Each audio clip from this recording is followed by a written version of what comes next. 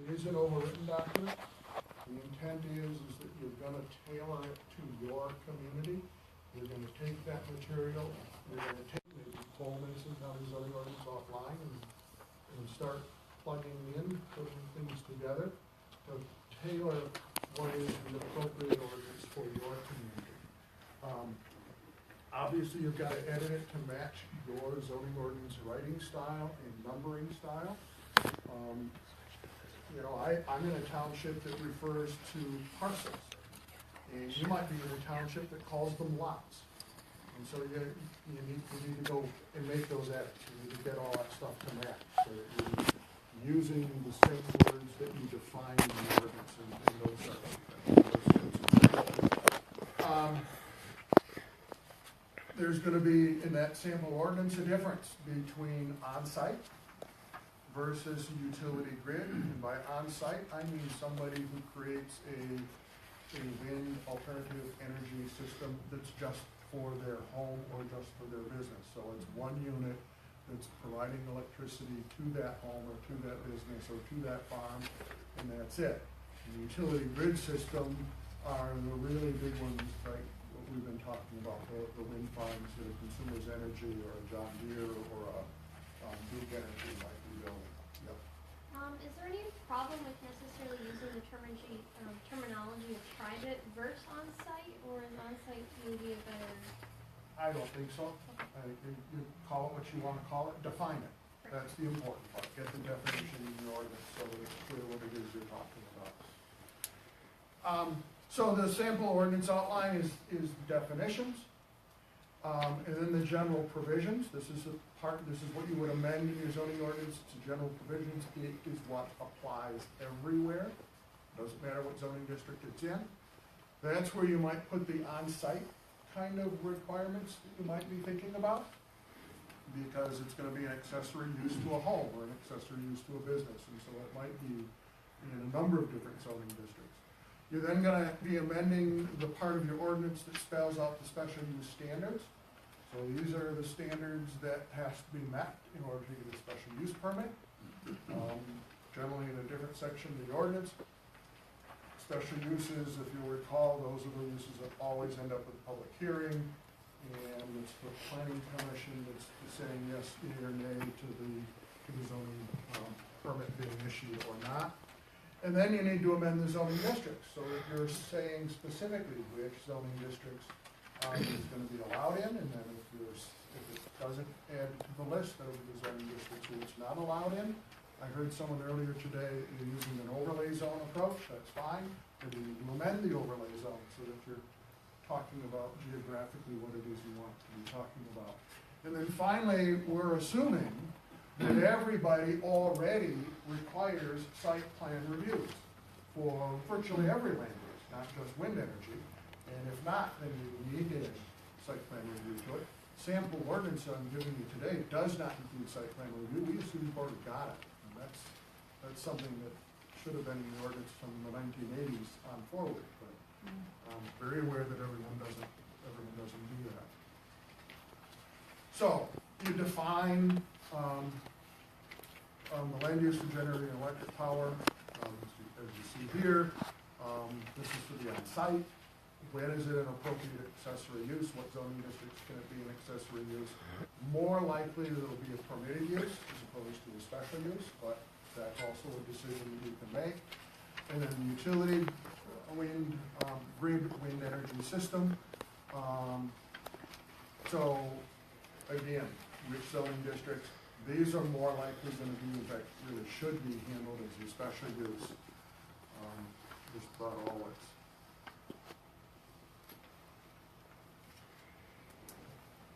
You hopefully already have a definition of principal use. The utility grid is going to be in the realm of principal uses in many cases, whereas the on-site is going to be the accessory use. So I'm going to skip through a number of these because we don't want to stay here all night. Somebody asked me how long it would take, and I said 7 hours. But again, you have all of these. So for an on-site wind energy system, these might be the kinds of standards or the kind of requirements that you might consider. And you will find when you read through that ordinance that there is more commentary and more exclamation than there is sample ordinance. And that's really to whet your thinking process to start to realize that there's a lot of different approaches to this, and there's a lot of different research about this, and there's a lot of different studies that we can incorporate. So it's not our function, it's not our purpose to say, you want to go out there and have a setback of X number of feet. It's our purpose to plant the starting point and then give you the commentary and discussion so that you can have that debate in your community and decide what's appropriate in your community. And so that's why, that's one of the reasons why so much commentary in this. The utility grid is going to have a different set of standards. It's a much larger machine. It has a lot more impacts, as Mary has already talked to you about. And so there's a lot more concerns. Mary already talked to you about setbacks. Nice picture. Didn't have that many of you. I believe that was taken when you were touring the farm up in Pigeon River. So I'm not going to repeat what she has to say about that. You can certainly be aware. You've heard what she has to say. Same thing about noise. Don't need to repeat what she said about that. I will say one thing though, because noise. We all have this, right? We have a standard in our zoning ordinance that talks about you can't have more noise than X. And I can remember as a practicing planner working with the oil and gas industry, and they were getting sour gas with hydrogen sulfide contaminant in it. And they had to compress this gas down so they could move it to a pipeline, so they could take it to a treatment plant and to remove the hydrogen sulfide. Well, compressing the gas down builds up heat. The gas is flammable. So at the same time I'm compressing the gas, I gotta cool it. So you got these great big radiators that's cooling the gas as they compress it so they can push it down the gas line.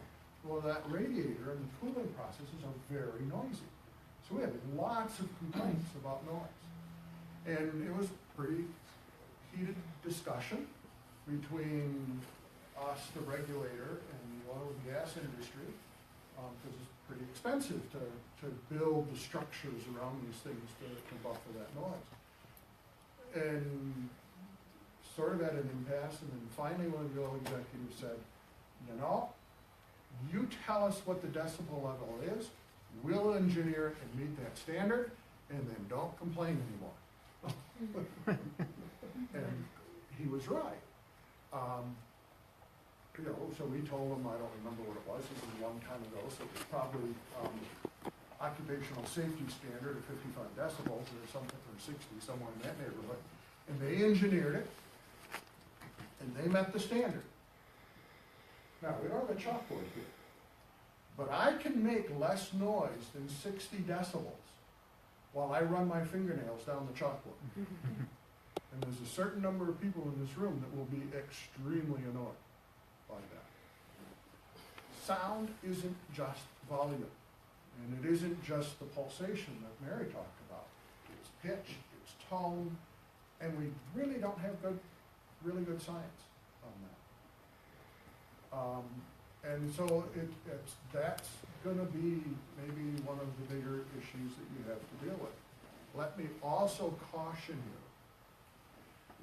and this absolutely floored me when we first discovered this, because part of what Extension does is we help communities acquire and understand what that research and science is. I mean, you have the ability to call your local Extension office or call either Andy in the back or Dave over here. Say, I need help. I need to know what research is out there. So we're doing that. And I had a professor who called me back and he said, wait a minute, that study I just sent you, trash it.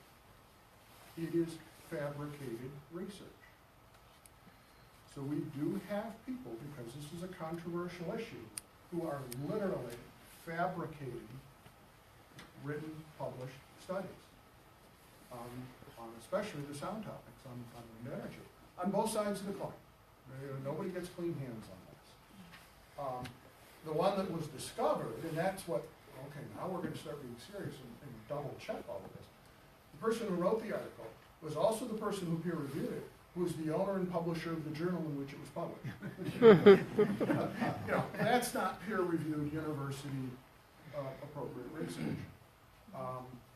So you'll want to be cautious about what research you cite. Really need to have that critical eye, have to have that critical reading eye. Be skeptical until you know for sure that it's genuine peer-reviewed research. So that's all I'll say about something I said I wouldn't say anything about. Utility grid is a special use.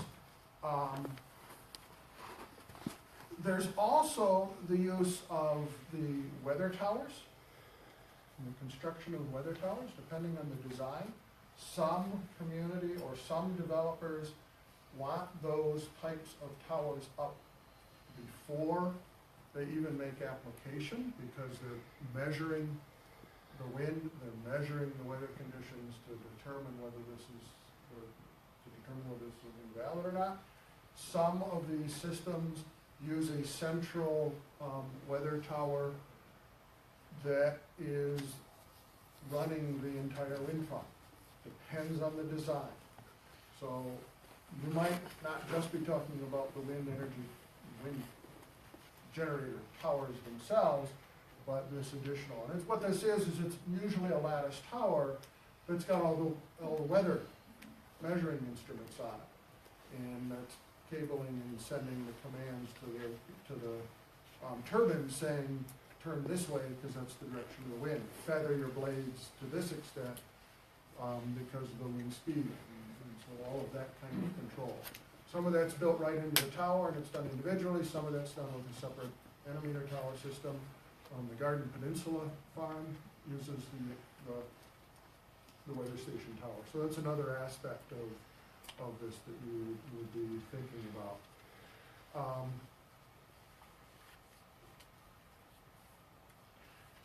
So let's cover some others of these that we haven't already talked about. And the matte color, Mary talked a little bit about.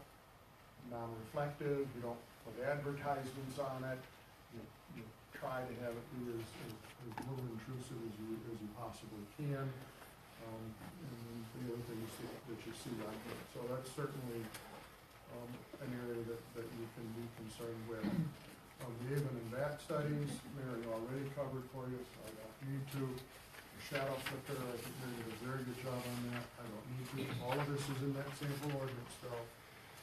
The decommissioning, she talked about that a little bit. That's sometimes a very difficult number to grasp.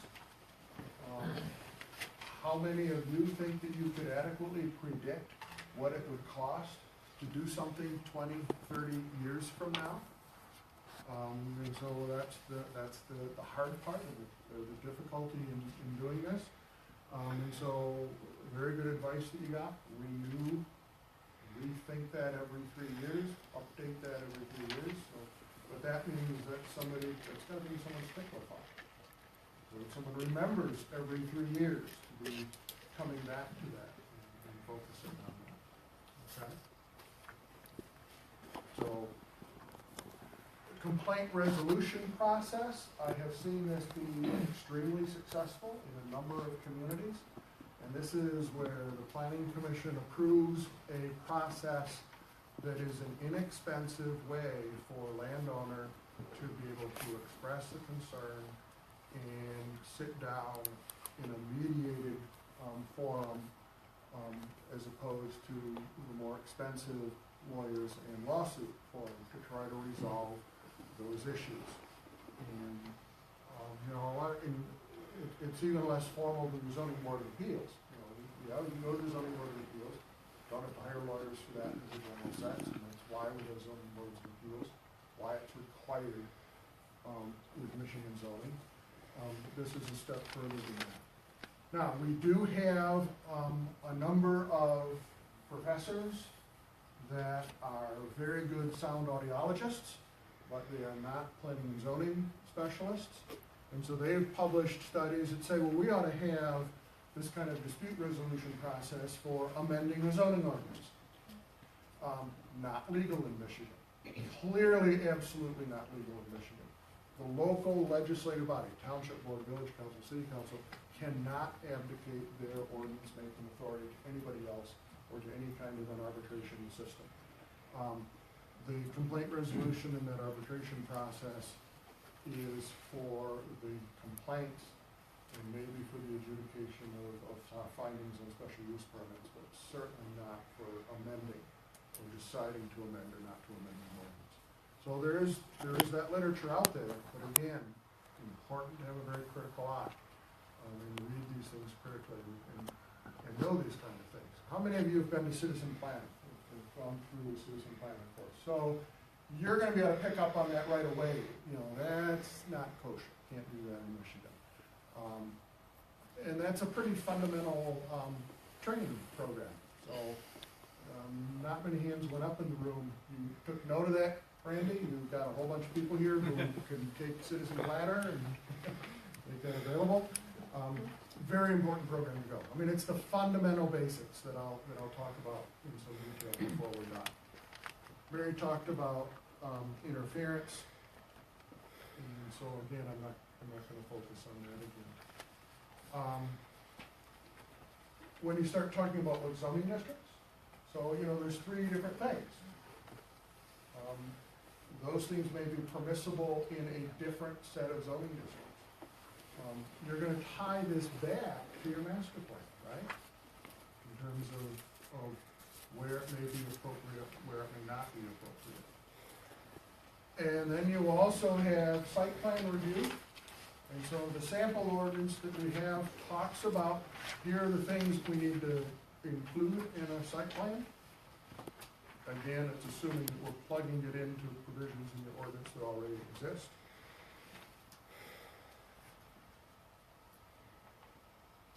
And, come on, move forward, there we go. Also, all of your other permits, in Michigan, very wise protocol to require other permits to have been issued first or to be issued concurrently with your zoning site plan review. So, the health department, in terms of its approving where the drain field goes, that should already be a known and given before you start doing site plan review for somebody's home. If you need the FAA approval for wind turbines, that should already be done before you start on the site plan review.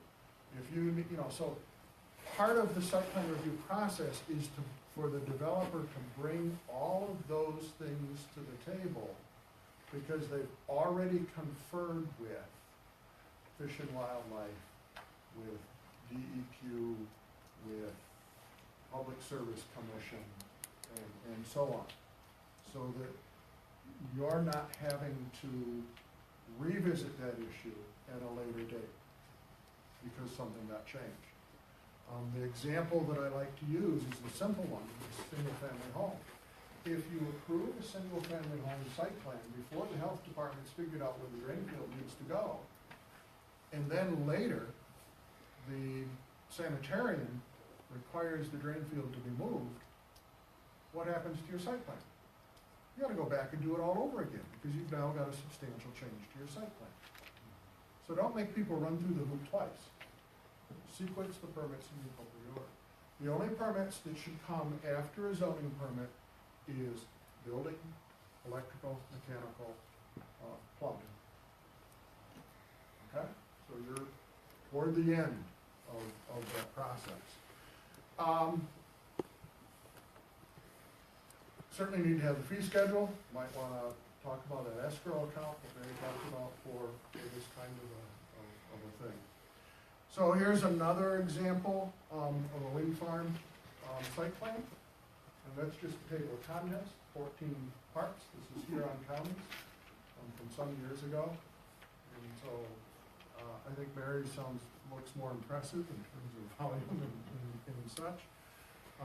So lots of detail. When she was talking about turning radius at county roads, terms of how do you haul that blade down the road and make the corner? And so what's the temporary stuff that they gotta do, make the corner? Those are all things that need to be considered. The property value concerns fall into the three categories that you see listed here. This has been studied a great deal, and there's lots of studies out there. The thing to know about property value studies is it's looking at the final sale price. It's not telling you how many bidders may have occurred for a parcel of property. It takes an extraordinarily horrid type of a thing to encourage a large enough people to not be interested, to start to affect in a negative way property values.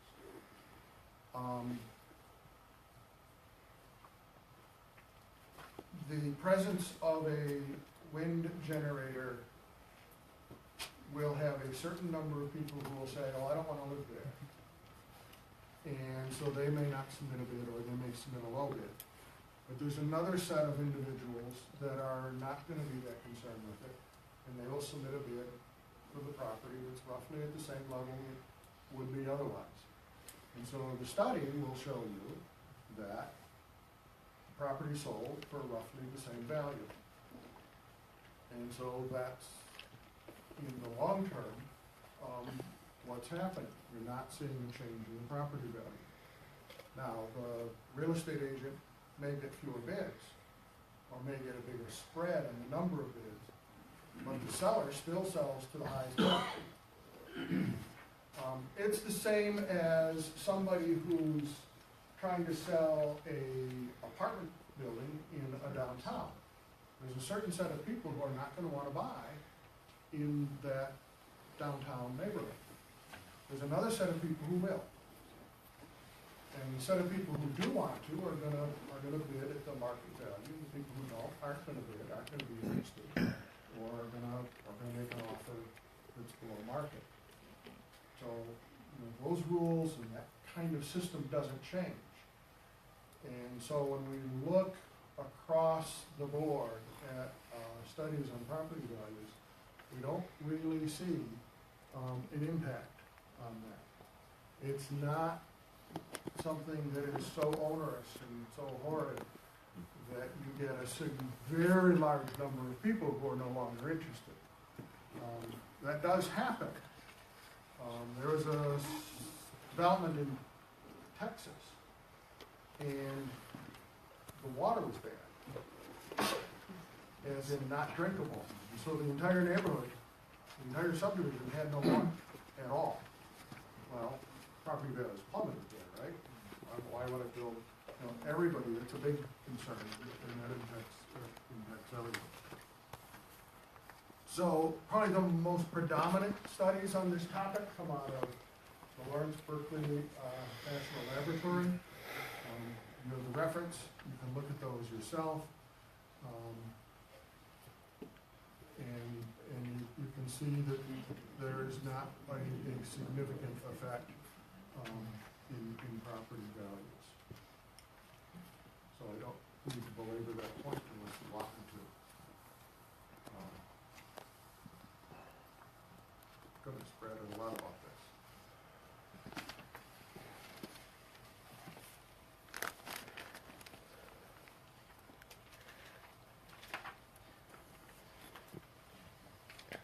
We in Michigan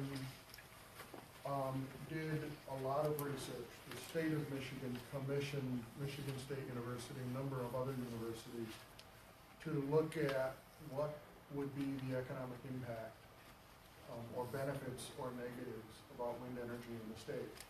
And we did, and found that there was a great deal of potential to take a lot of what were then closing automobile parts manufacturers. They were closing because this was being done in 2008, 2009. beginning parts of the recession. So can those be retooled to make parts and machinery for wind towers if Michigan is one of the first out of the state, or out of the gate with the energy portfolio standards to allow wind energy? And it translated into about 150,000 full-time, year-round, high-paying union jobs. Michigan's legislature did not adopt portfolio standards. They debated that for a couple of years. And the result is Michigan wasn't one of the early states out of the gate. Now, those industries will locate in an area where it's an early adopter. They're going to locate where those first customers are, and that's where they tend to stay. Well, other states beat us to the draw. So we don't have those jobs in the significance that we could have. So the economic impacts are there,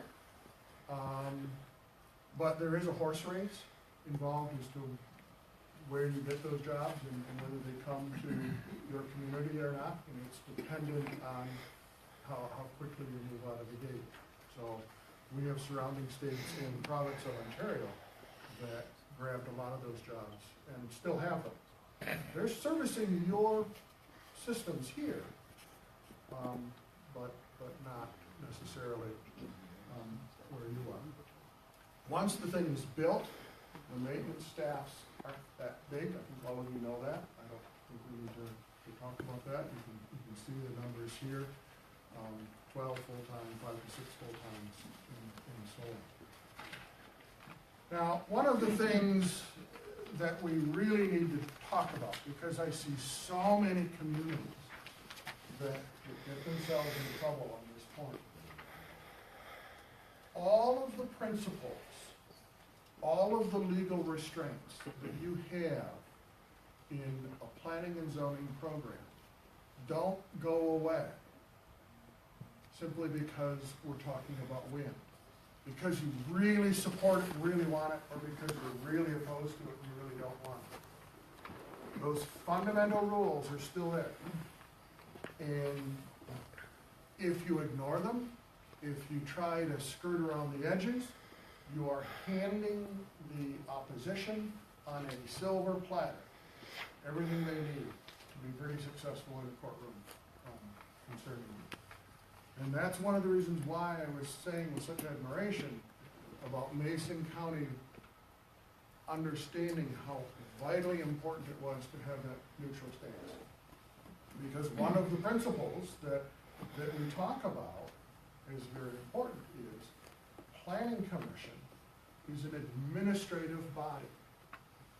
And when you appear in front of a planning commission, you have the right to expect that body to be a neutral body until they've had the hearing, heard the facts, heard the reaction and the dispute about those facts, and then make a decision based on facts and based on standards.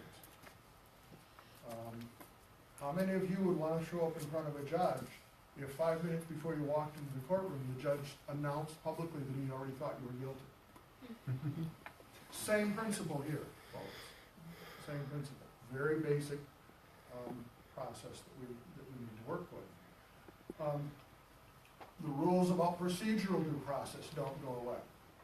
Procedural due process is all of the stuff you do in terms of setting up the meeting, mailing out the notices, holding the public hearing.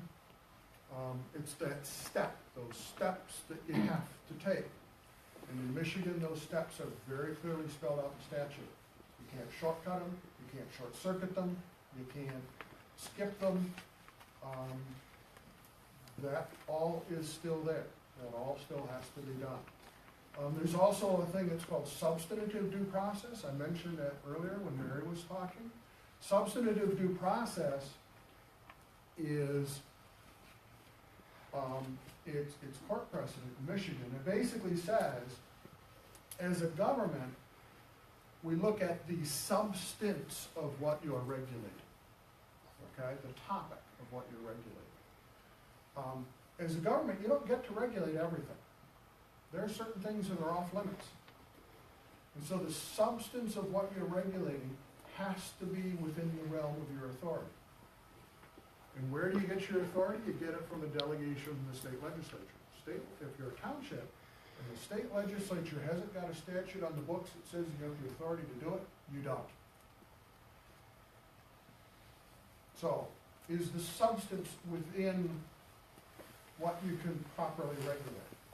Then the second part of substantive due process is whatever your regulation is, the regulation has to tie back directly to the purpose of the regulation. So you have to be able to explain how this setback or this standard accomplishes the goal that we're trying to accomplish. There's a direct relationship to it. Connect those two dots. And so that's why we got into the conversation earlier tonight about for what are the purposes that I can start talking about setbacks. What's the goal of the setback? How does it directly relate to accomplishing what that public purpose goal is for that setback? And the third principle in substantive due process is it has to be the least amount of regulation possible to still accomplish the goal. So if a 1,000-foot setback sounds good and you can justify it, you can't just jump to 2,000 because if 1,000 is good, 2,000 must be better. Got to go to the least amount of regulation possible. So that's substantive due process. Has to be a substance or a topic that you're allowed to regulate. Have to be able to tie the regulation directly to the public purpose, and it has to be the least amount of regulation possible. So that's true for everything that you do in zoning. That doesn't go away because it's wind energy. Doesn't go away because you like or you dislike something. There's a provision in the Michigan Zoning Enabling Act that says that if we have a lawful land use, and there's a demonstrated need for that lawful land use in your area of the state, then you have to provide for it somewhere in your jurisdiction. Unless that land use is illegal. Or you can build a very strong case for there being no place there where it can be appropriately located in your community. So the Michigan legislature either did you a favor or did you a big disservice, depending on your viewpoint, when they adopted an energy portfolio standard for renewable energy. They basically said there's a need for it. So the debate as to whether there's a need for it, it's already been settled. State legislature already said that. So now you're on to the next parts of that statement. And again, it doesn't go away because you're in favor of or opposed to. The rules about nonconformity, the grandfathering of existing uses, and then you have to expand, that also doesn't go away. Regulating to the extent that you have effectively excluded a land use from being able to occur, that's called a takings. And generally what happens is the courts come back and say, well, okay, now you pay the person for that property that they can't use or that they can't do. So, that doesn't go away. Now, takings cases are very difficult to win. I don't want to scare you with that. But as I'm going to go down the list, I'm not going to leave one off. But the concept of regulating to the point that your regulation is in effect excluding the ability to do, that's the danger that you run into there. Also equal protection. And I think we all expect that intuitively in this country, right? If this gentleman is subject to a law and this gentleman needs them to be subject to that same law. So there's the same equal application across the board. And so that doesn't go away. That's still there. Your zoning ordinance, if it's intending to allow these large wind farms or utility-based wind turbines, the ordinance has to specifically list it as a possible special use. Statute's very clear, the list has to be specific. So it can't be some general term, it has to be a term that you defined. Doesn't matter what you call it, but it has to be defined, it has to be specific, it has to be on the list. If it's not there, then it's not being permitted in that zoning district. You cannot create a system where one of your standards relies on getting neighbors' approval. That's not an appropriate way to do things in this state. That's been litigated. Courts have thrown that out already. You're my neighbor, I'm sorry, I'm gonna pick on you. You're my neighbor and I don't like you, so I'm gonna say no. You're my neighbor and you're asking for the same thing on the other side of me, but we're friends, so I'm gonna say yes. That was pretty arbitrary and capricious, wasn't it? That's the terms that I'm leading here, arbitrary and capricious. That's why you don't have standards that rely on somebody else who, for whatever reason, might say yes or no. It's got absolutely nothing to do with the merits of whether we ought to allow land use A or land use B. So you don't get to delegate that off somehow and do that sort of thing. I already talked about the dispute resolution. Can't do that with zoning amendments. Another one to be very careful of is conflict of interest. Those conflict of interest rules don't go away. Conflict of interest is relationship, relatives, it's proximity, next door, and it's financial, direct financial benefit, not indirect, don't try to stretch that out. There's two ways that a conflict of interest is going to get announced to the community. The first way is, you say so. I think I have a conflict of interest, let's talk about it and make the decision, and then I recuse myself or I don't. The second way is somebody points their finger at you at the meeting and says, you have a conflict of interest and you didn't say anything about it. Which is the better way to make sure that it's known publicly? Always be the first one to say it about yourself. Always be the first one to say it about yourself. If you're in doubt, bring it up anyway. It's an appropriate point of order for the entire planning commission or the entire zoning board of appeals to discuss and to vote on and to decide. So those things don't go away.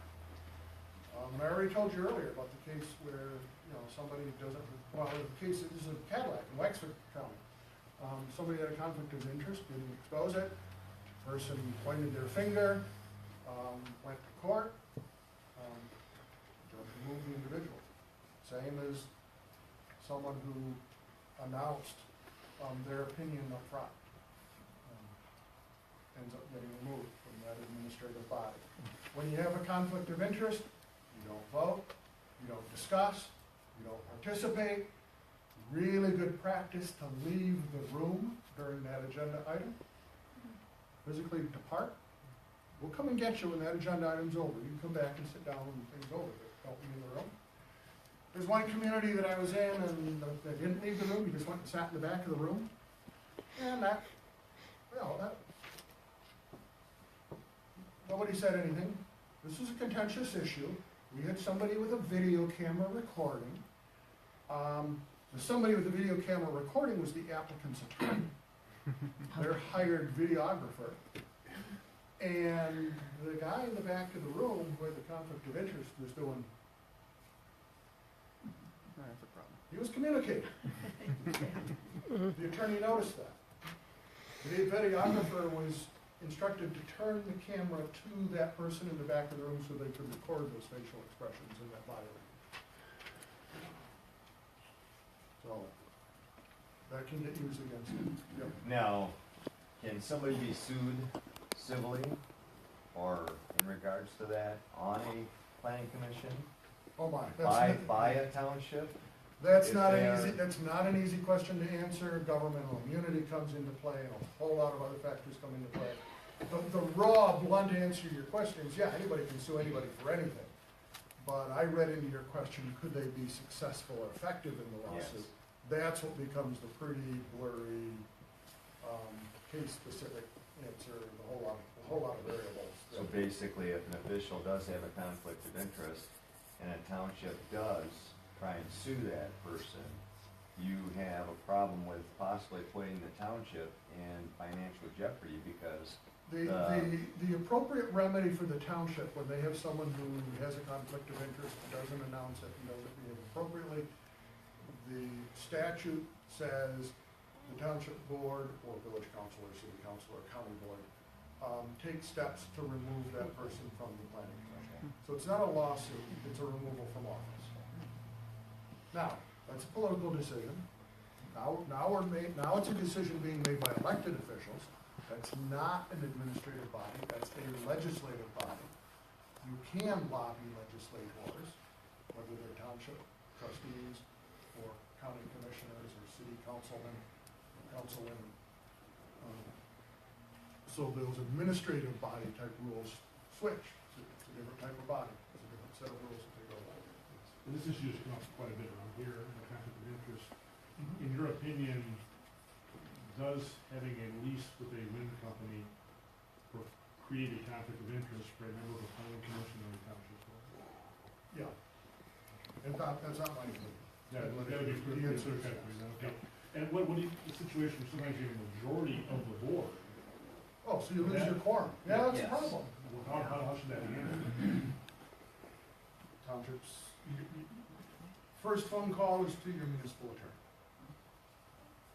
And you go forward from there. So this has been a contentious issue, and we've had that Yep. situation. Now, there are provisions in Michigan's conflict of interest law. In fact, there's an extension program on conflict of interest. It's a 3-hour training program on just that topic. So, you know, if you're saying that's happening here a lot, that might be a program that's worth bringing to the community and talking about. But there is, on the conflict of interest where there's the financial situation, there is a provision in Michigan's Conflict of Interest Act, and I don't know the numbers, I can't do this off the top of my head, but basically, under a certain population, I think it's 20,000, but don't quote me, I could be wrong, but under a certain population, you have the ability to declare the conflict of interest, and the person still gets to serve, because we have small communities or single employer communities where you would destroy the quorum. That exception in that law is nicknamed the Midland Rule. Anybody guess why it got named the Midland Rule? Because everybody on the city planning commission worked at Dow Chemical. And so when Dow Chemical was the applicant, what do you do? So there are some workarounds, but it takes a specific vote, it's 2/3 or some kind of a vote to let the person stay on there. It's done publicly, everybody knows it's being done, including the public, including the newspaper. So there are ways to handle that in those situations. But we have had communities where they didn't qualify for those kinds of things and they just lost their quorum. Yeah, I jump in, on our ZBA, we have a 5-member zoning board of appeals, and, we lost 3 members to conflict, so we did lose our quorum. We had one who worked on a solid waste committee, and he signed a resolution, it was Rural Fire Authority, and he supported a resolution supporting the wind energy. We had one sign his signature on a 2-page spread ad in the paper saying we support wind energy. And then we had a third one that had signed a lease. And so we had to get an alternate, and you could do that for ZBAs. But that alternate was under enormous amount of pressure because he wasn't familiar with any of this, and then he was brought into a really high pressure situation. So we also lost one of our planning commissioners because he had signed a lease. So we got put in a 6-member commission, so we were subject to tie votes, which became a problem too. So, Now, the zoning board of appeals has the alternate option. yeah. Planning commission does not. Can't have The only public body in Michigan that can have alternates is the zoning board of appeals. There aren't any other public bodies that can have alternates. Without that specific statutory authorization, it's a violation of the Open Meeting Act. Start shifting membership around. So, not a good answer, but that is what the answer is. It's been a, No, it thank has you. been a great explanation. Thank you, that does clarify a lot of things.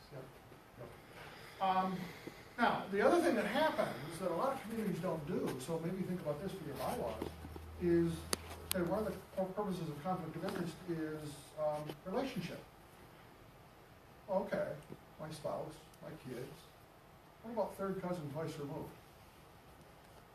What about, where do you draw the line? Draw the line in your bylaws.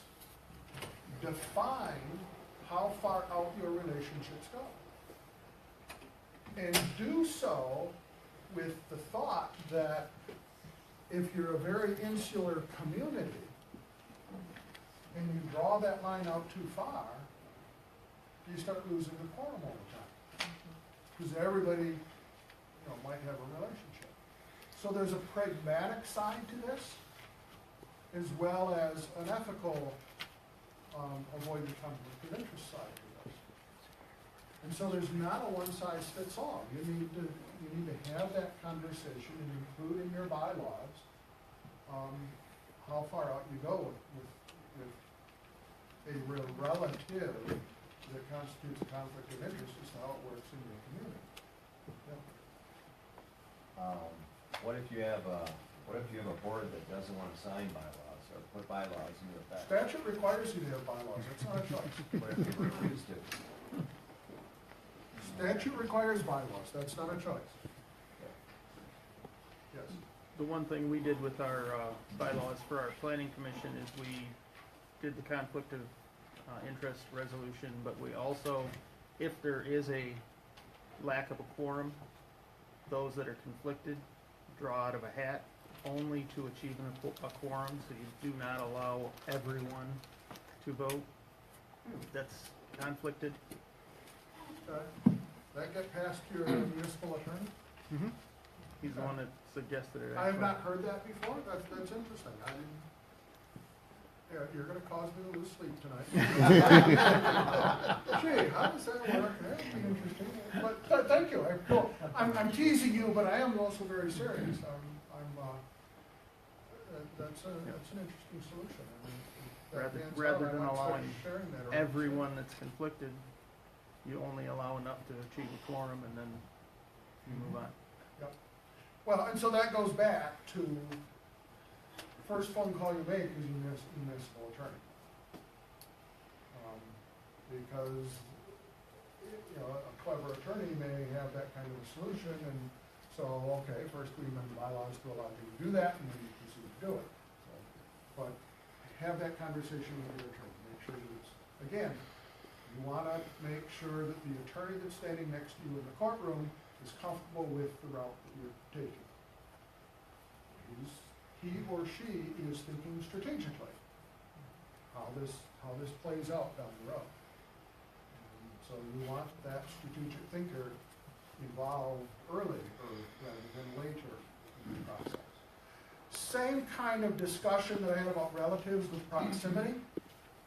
Very clearly the courts in Michigan have said next door, conflict of interest. But what about 2 doors down? What about 300 feet down? Draw your line. Put that in your bylaws. Draw the line. Why did I say 300 feet? Well, special use notices have to be sent to everybody within 300 feet. But I have a small village near where I live, and if they use the 300-foot rule, they'd never have a quorum. Because the village is only occupies 80 acres of land in total. It's a small Michigan village. So, again, pragmatic side to this also, is to defining the rules that will work in your community. As we do these things. And then the last one that I have on my list here is the neutrality that we already talked about. And that's important for an administrative body to maintain. And we've already talked about what's happened and those kinds of things. So the reason why I spend so much time on this is when I see wind energy being controversial in other parts of the state, a lot of these things just get thrown to the wayside. And don't do that. That's a formula for not being successful. You've got to remain professional. You've got to continue to follow your procedures. You've got to continue to do those kinds of things. I gave the chair of your planning commission a checklist for amending a zoning ordinance, and so what those procedural steps are. You can reproduce that and share it with as many people as you want. I understand you're going to have a training program shortly with that, so take advantage of that. Don't short circuit those steps. We see more trouble coming from those kind of things than all of these other debates about what the noise standard should be, what the flicker requirements should be, what the, and on and on. I'm not trying to minimize those other things. Those are important things that you need to think about. And there are going to be different answers for different communities. So, important to have that debate, important to figure out what the correct answer is for your community as to what those standards ought to be. And so, that leads us into those steps about adopting. The first thing to do is look at your master plan. How does the master plan fit into all of this? What does your master plan say about it? Your starting point might be to really open up the master plan and go through that very public participatory process of updating the master plan before you move into zoning amendments. And it's after you've done that that we start to talk about the zoning amendments now. Because remember, one of the other standards we have in Michigan is your zoning ordinance shall be based on the master plan. So when you amend the zoning ordinance, that amendment can't move your zoning ordinance away from the basis on the master plan. So the master plan change may have to happen first, so that you're moving both forward. Okay?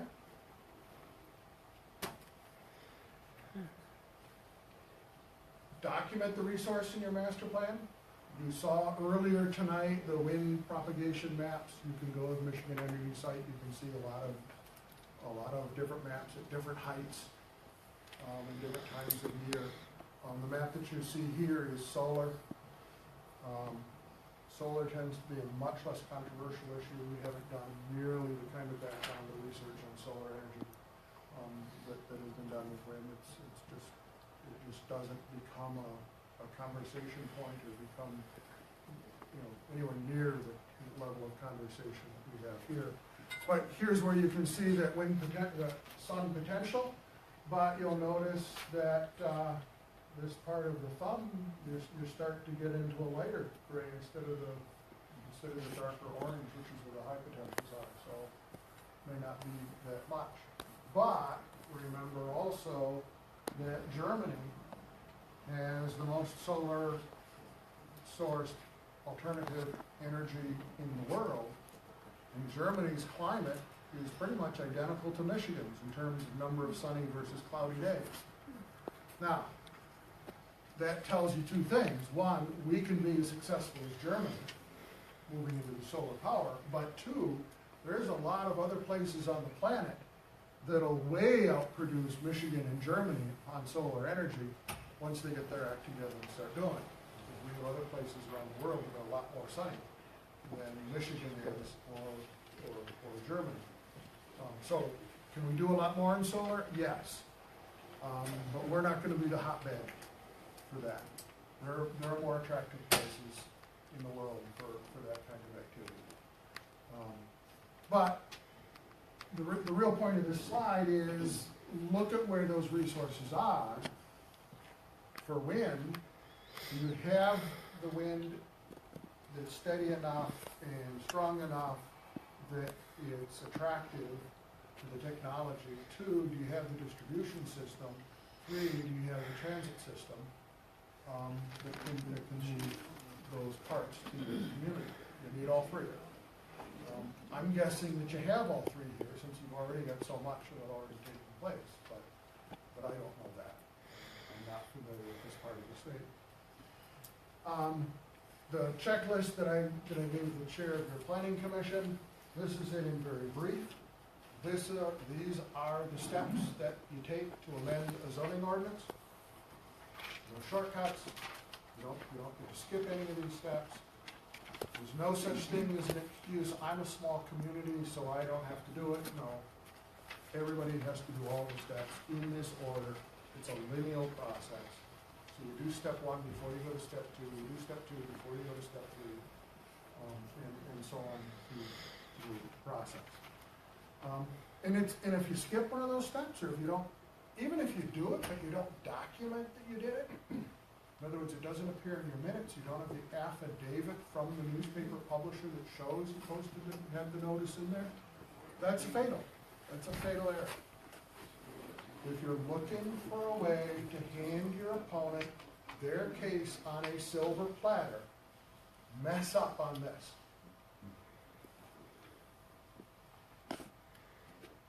It's a slam dunk win.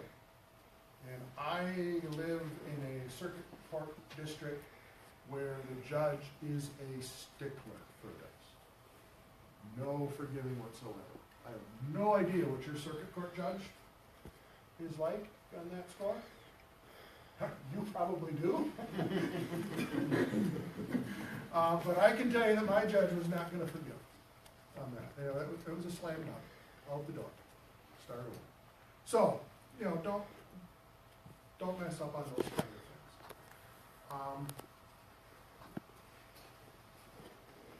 One of the things that I'll say, and then I'll stop, is by law, we have to hold a public hearing, right? We all know that. Gotta have a public hearing, special use permit. Gotta have a public hearing before we adopt the zoning amendment. Research tells us over and over and over again, public hearing is the absolutely worst way to engage the public. One, it sets us up for this. And that's the dynamic, that's the organization of the meeting. Two, it's way, way, way, way too late. You already wrote it, it's already drafted, it's one of the last steps. That's too late. So the point of this slide is you're going to be a whole lot more successful if you engage your citizens and engage your conversations at the very beginning.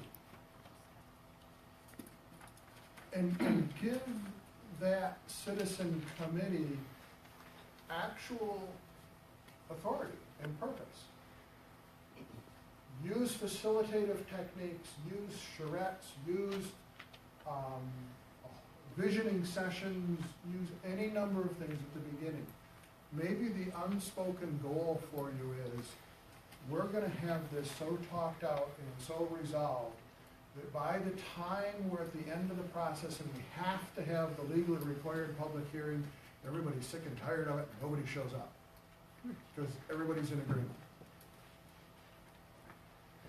So, engaging the public, and that means calling up people that have a diametrically opposite view of it, so that they're at the table.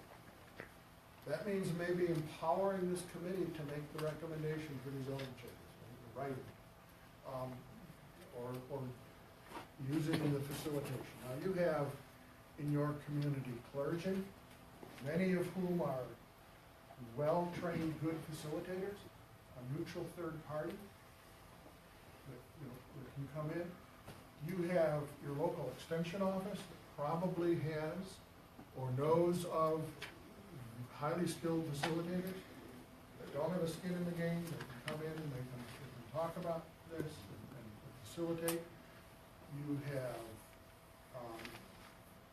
I'm sure through the chamber or oftentimes public health and mental health, another source where the facilitation skills can be found that you can bring to the table. and do this.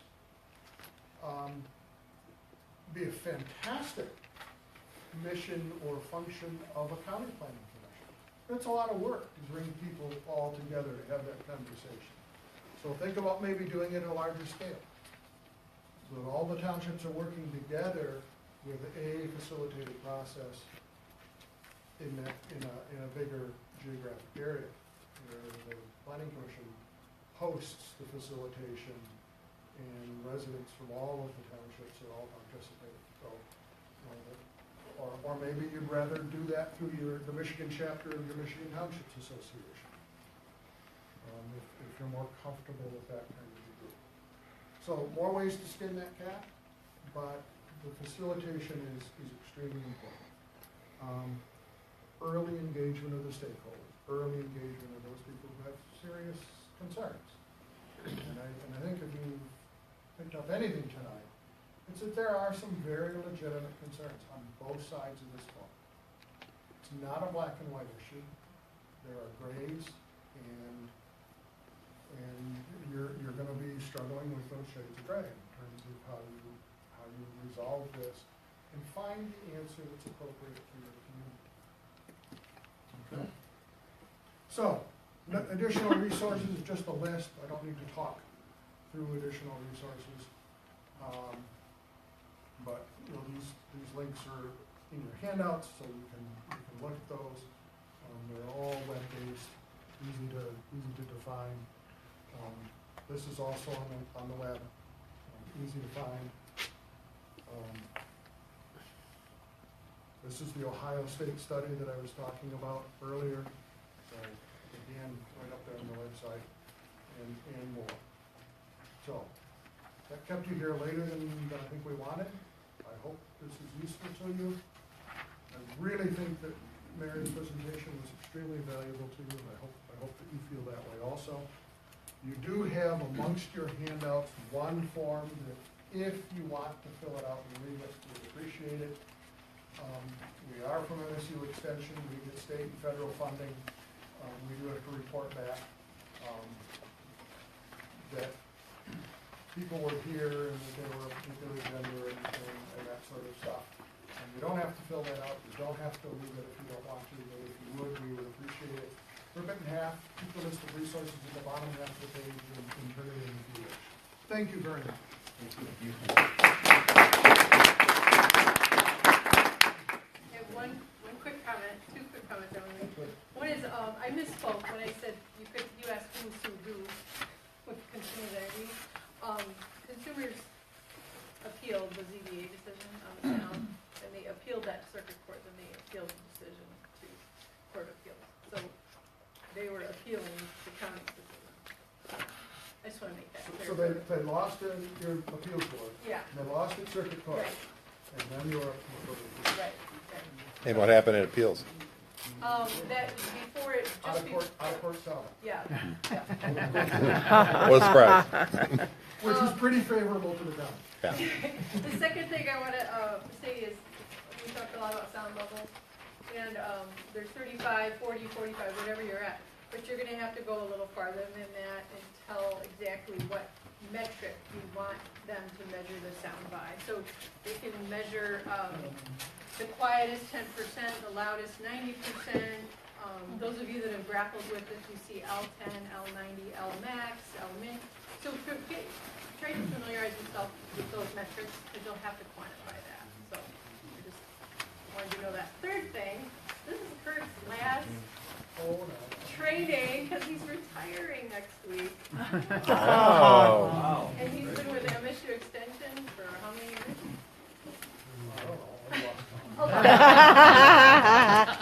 So, it's kind of a special occasion for Kurt. So. Well, and last night I was teaching medical marijuana. So I get to blow out on a high note.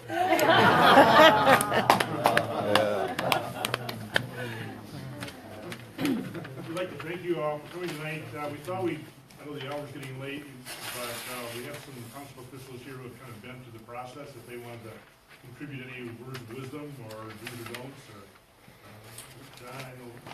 If everybody's willing to listen for just an extra minute, I think I can maybe bring a a lot of the information that you just heard from officials from outside of our area and kind of bring it into a Sanilac County situation. So if anybody here, my name is John Block. I'm a Marion Township trustee. I'm also a planning commissioner.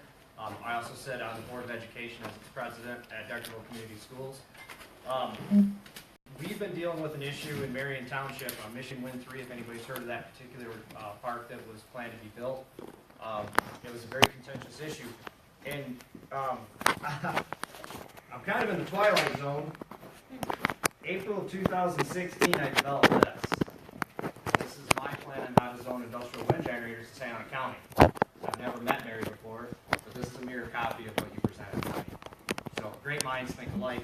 We'll go with that. And I have copies of this that I brought for people, not realizing that Mary was going to have the exact same thing for everybody. So we touched on a bunch of different topics. I'll tell you the story as quickly as I can. I was asked to be a planning commissioner in my community. I agreed. I showed up to a meeting, and that giant stack of books that you saw Mary had next to her desk landed on my desk. And I found myself pretty overwhelmed pretty quickly. So working into that and asking some questions, I started to become a little uncomfortable with the situation, and we kind of touched on conflict of interest. And so that is something that everybody needs to be aware of and be extremely careful with. In Marion Township, we ended up with 3 out of 5 planning commissioners with contracts in the exact wind park that was going to be built. We also had 2 out of 5 of the township officials, the actual board, the legislators that had that same situation. It created a lot of animosity, and it was like a war zone in our communities. And so I want my story, if it can in any shape or form, help anybody else here who's going to be facing these issues, be upfront about it, talk about it. It's okay. It's not a bad thing to have a conflict of interest. It's a bad thing to hide a conflict of interest. So, Well said. thank you. If signing a lease is a conflict of interest, is not signing a lease a conflict of interest on the other side? It's not, but as was discussed previously, anybody on that legislative board or planning commission is openly anti-wind, has an anti-wind Facebook page, stands up persistently screaming that wind turbines are terrible. I firmly believe that is a conflict of interest. I think that your boards need to be as unbiased as they possibly can. It's not a conflict of interest, it's a lack of neutrality and a lack of or introducing bias.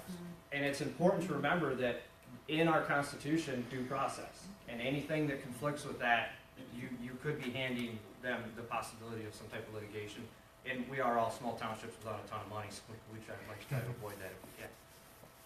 So going through that process, we had those people that had those conflicts, and as Kurt stated, you can either raise your hand and say that you have it, or somebody in the room is going to point their finger and say that you have it.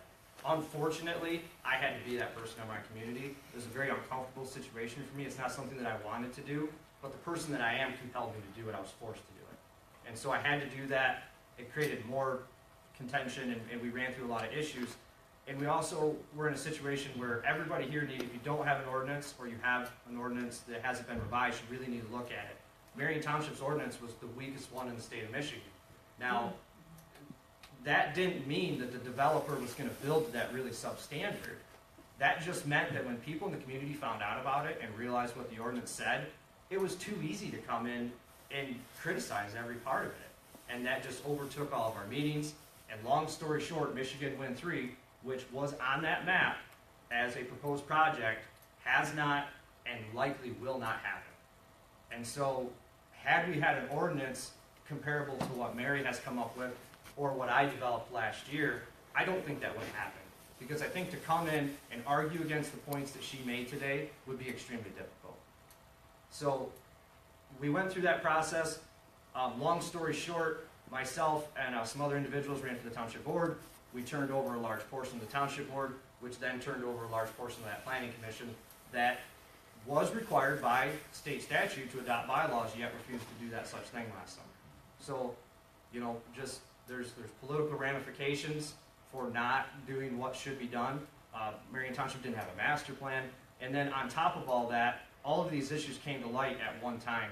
It put the township at a real financial disadvantage because we had to pay for a master plan. We have to pay for ordinance revisions. And we expended over $60,000 last year in attorney fees. So, you know, that is not a good thing. It's a bad thing, and it could have been avoided with proper planning, which is, if everybody here is a township official, it's your job. You need to stay on, I mean, everybody here, read the Zoning Enabling Act, read the Planning Enabling Act. They're not that hard to read, and they are so informational. It's just something good to know. And something else, gentlemen like this, we would have 2 of these guys in all of our meetings. I was personally threatened in meetings. So, again, if you think it can't happen, it will. So do your best plan. And these guys did an awesome job. I mean, take the information. And I'd like to thank our county commissioners and Brian, the chairperson of the Planning Commission, for setting this up. I think we should do it again. It was extremely informational. So with that, thank you. I'm gonna give you my commercial one more time. There were not enough hands in this room that said you went Citizen Planner. Citizen Planner is the basic introductory course that is offered by MSU Extension for your planning commission to know what their job is and to know how to do it and to know what it is they're supposed to be doing. Covers conflict of interest, it covers ethics, it covers the master plan, it covers zoning administration, all the way across the board. It's a big commitment. It's 7 3-hour classes. But to give you an idea how important this can be, your insurance carrier will scholarship part of all the costs for going. Because your insurance carrier thinks that they'll save more money having well-trained people than it would cost them to defend you in the lawsuit. So MTA Park Plan, 50% of the cost, they'll cover it. If you're with Michigan Municipal Risk Management Authority, they pick up 100% of it. A number of private insurers will pick up some more. So pursue getting a citizen planner class here. So that's a good segue. We normally offer it every other year in Port Huron, and this year it's gonna be, we are offering one in Genesee County, Flint, that's Pike. That's not till September, that's the closest next one, but both myself and David are in Region 5 and 6. I'm based in Port Huron, David's in Mount Pleasant. And we could host one of those here in Sandusky, probably your closest proximity where most people could attend. So I have my card here, and as Kurt said, that program is 7 weeks, but we can do it in different modifications. It can be 2 sessions on Saturday, and it can be a condensed format, but still the same amount of content. So. Anyone else take the? Just real quick, I have Bridgehampton Township's newest ordinance, which just went into effect in February, and there's a bunch of handouts in here, just thought process stuff, and I'll leave it up front. Anybody wants to take it, you're more than welcome. So. I just had one thing. John did a great job. One other thing that people I think need to study that I've read it myself multiple times and still probably need to read it more. Your Open Meetings Act. Read it, understand it, follow it. It'll save you a lot of grief. That's the only thing I had. Yeah, well, thank you very much for coming out tonight, and I think the presenters are available if you have any individual questions afterwards for a few minutes, and have a good night. Thank you.